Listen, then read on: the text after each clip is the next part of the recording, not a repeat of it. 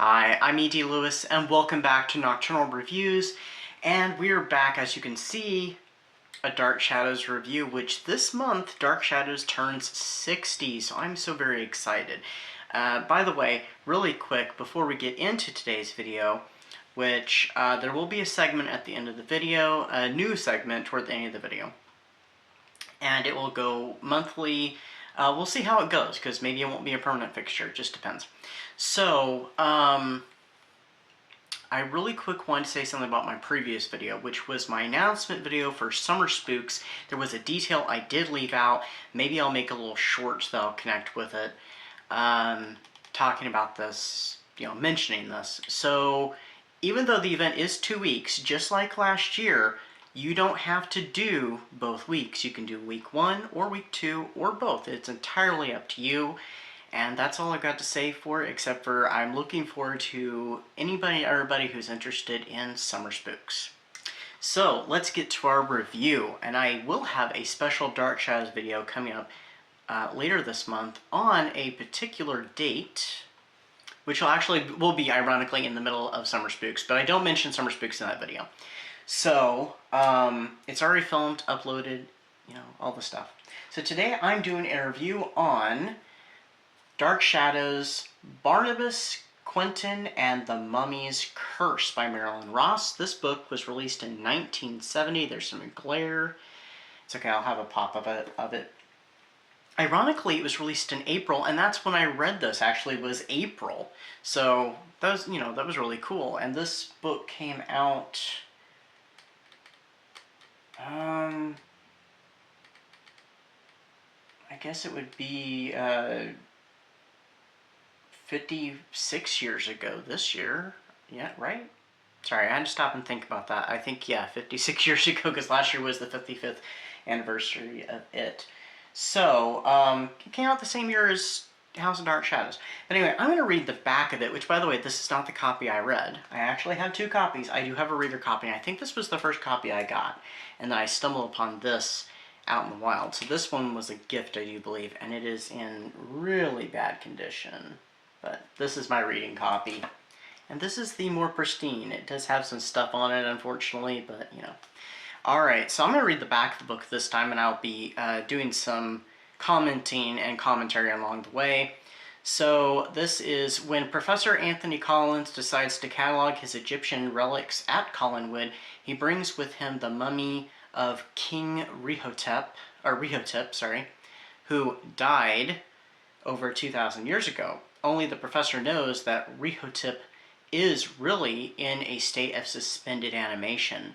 One night the professor brings the mummy to life. Suddenly a young girl is killed. The police suspect Quentin Collins. Maggie Evans, certain the killer is the mummy, wants to warn the police. Professor Collins threatens to accuse Barnabas if she does. Frightened into silence, Maggie lives a terror, wondering if she will be the next victim.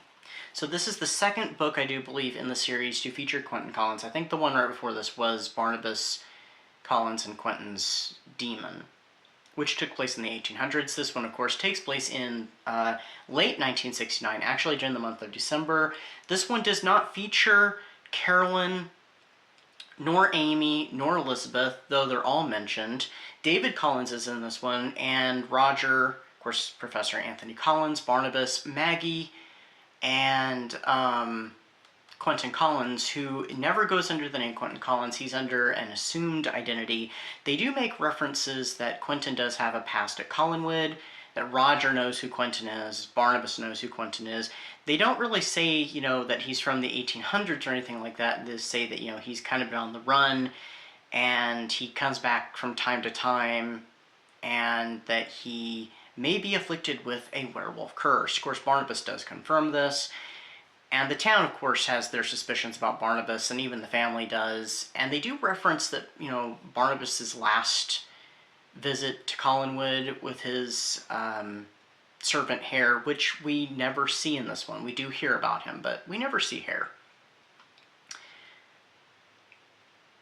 The last time that I'm aware, though, that Barnabas was there at Collinwood, now, there's some books I have not read in between this one and that the one I'm thinking about, is Barnabas Collins versus the Warlock, which does feature Maggie, David, Amy, pretty much everybody at Collinwood, which is one I need to review. I'll have to reread it sometime and review it. It's one that the back of the book is rather deceptive, so, but anyway. They mentioned that there was some trouble, and he was suspected of some things by the police, and so Elizabeth had to ask him to vacate the old house, and, he skipped town. So, I don't know if they're referencing that. I can't imagine so, because these books don't really have too much continuity with each other, except for, like, the first 5, 6 or so books in the series. But anyway, the continuity is rather loose, so I don't know if they're referencing that or some unknown event, but we do have that Maggie and Barnabas do share a bit of a romance and stuff. I wish this book did have more Quentin, though. It has a fair amount, and there are some moments where I'm like, oh, that's something Quentin would say, and other times, he's not very Quentin-like. But I did really enjoy this one. This one actually fits into my Universal Monsters reading challenge, too, because it does feature a mummy. We'll be right back after these messages. The featured book for June is The Wife in the Attic by Rose Lerner. It is a reimagining, retelling of the Jane Eyre story, one of my favorite Gothics, and it touches upon some interesting and important subject matter and is also perfect for June as it features LGBTQ plus representation. So please check out the book and let me know what you thought of it.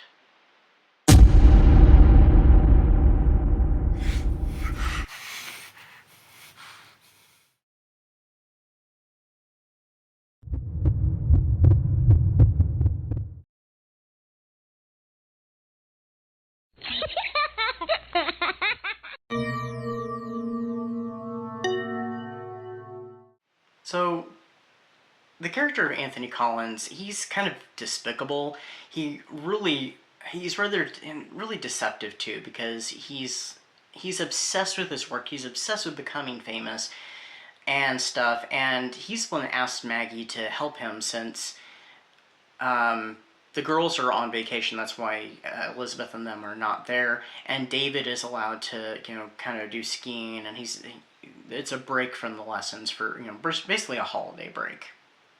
So Maggie doesn't have much to do, and she ends up kind of getting hired on to help Anthony Collins and his team with the research of the mummy and their excavation, which they bring up the whole thing about the mummy's curse, and it's very inspired off of King Tut and that whole mummy's curse thing that's going on, the curse of Tut's tomb.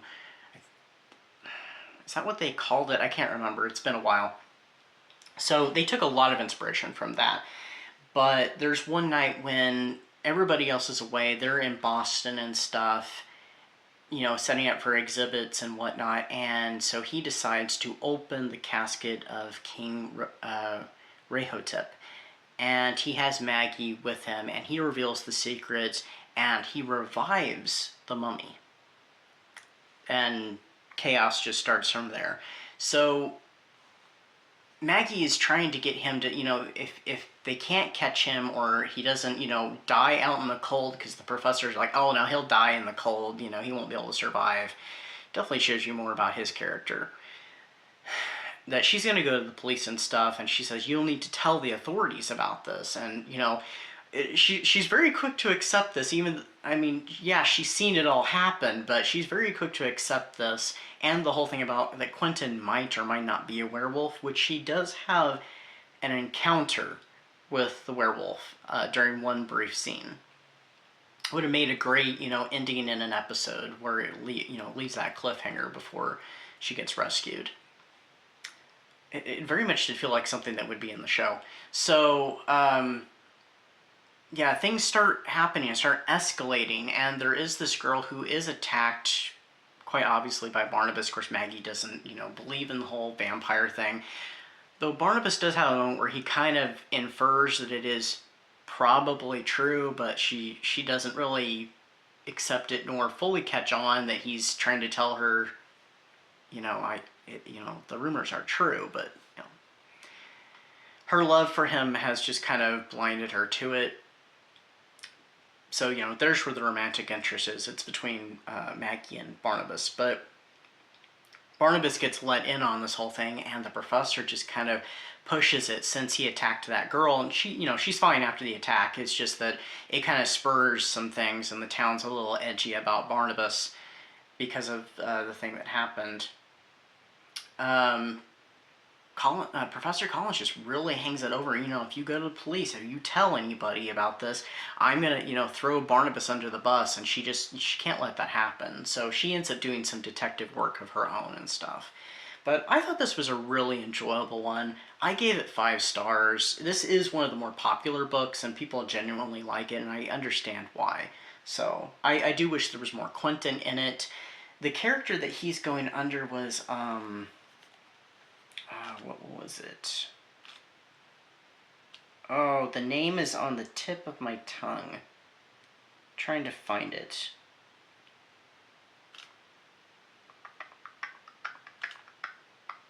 Roger's actually quite decent in this book, by the way. For the most part. Oh, I can't remember his name. Hugh something or other. It's Hugh... Oh, no, it's not Hugh, it's Herb. I was thinking Hubert, but no, it was Herbert. So Herbert Price, Professor Herbert Price. So anyway, that's what I thought about the book, and I'm getting ready to do my segment, which is I'm going to do a reading. I'm using an old deck that is actually out of print right now, but it's one that I've been working with for a little while, and I thought I'd kind of stretch my legs if anybody's interested in this segment. It is purely for fun. If this guidance helps you in any way, excellent. And like I said, I'm using the Goddess Guidance Oracle deck by Doreen Virtue. Like I said, it's out of print, and you can go into research as to why that is on your own. So I was trying to shuffle on camera, and at this weird angle and stuff, I'll have to figure it out if this segment continues. But the card that I did pull was Irene. Sorry, let's get it in good enough frame, which is the Peace card. And the key phrase is that there's no need to worry as everything is working out beautifully. So if you're having any worries that are in your day-to-day life during this month, just know that things are, you know, they may be chaotic, but things will get better. That there is something at play here that is going to come out for you. Now remember, this segment is just for fun. If this helps you in any way, great. I am not a professional card slinger, and I can direct you to people who are. I am an amateur. I am learning, and I thought I'd exercise a little bit of it here. So that was my segment, and let me know what you think of it, and we'll see if we'll continue with it. And that's what I got for you. So I hope everybody is looking forward to June. Happy Pride Month, and also, once it gets here, happy Summer Spooks. Until next time, stay safe, stay spooky, and I'll see you then. Bye-bye.